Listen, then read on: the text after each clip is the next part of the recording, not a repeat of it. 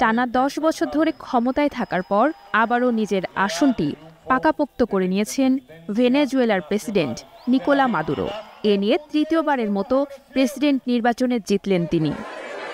তবে এই নির্বাচন ঘিরে চলছে বিতর্ক।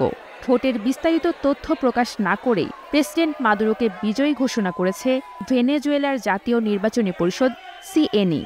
ফলে নির্বাচনের ফলাফল প্রত্যাখ্যান করেছেন বিরোধী নেতা কর্মীরা, করছেন বিক্ষোভকারীরা দাবি করছেন 90% ভোটের হিসাবে বিরোধী দলীয় প্রার্থী এডমান্ডো গঞ্জালেজ উরুতিয়া মাদুরোর চেয়ে দ্বিগুণ ভোট পেয়েছেন।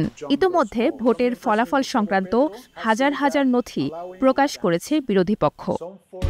প্রকাশ হওয়া সেসব নথিকে সমর্থন জানিয়েই মন্তব্য করেছেন শীর্ষ মার্কিন কূটনীতিক Brian Nicolas.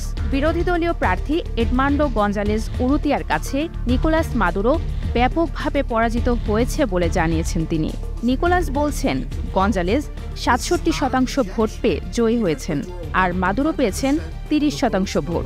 Than 20% of the actas that remain to be published, he could not surpass Gonzalez's. বুধবার লাতিন আমেরিকার আঞ্চলিক সংস্থা অর্গানাইজেশন অব আমেরিকান স্টেটসের বৈঠকে কেন সিএনই ভোটের বিস্তারিত তথ্য প্রকাশ করেনি সেই প্রশ্নও তোলেন তিনি।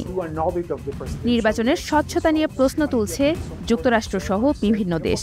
নির্বাচনের ফলাফল প্রকাশের জন্য চাপ দিচ্ছে তারা। এদিকে এই নির্বাচন গণতান্ত্রিক না মন্তব্য করে বিবৃতি জানিয়েছে যুক্তরাষ্ট্রভিত্তিক নিরপেক্ষ পর্যবেক্ষক সংস্থা কার্টার সেন্টার।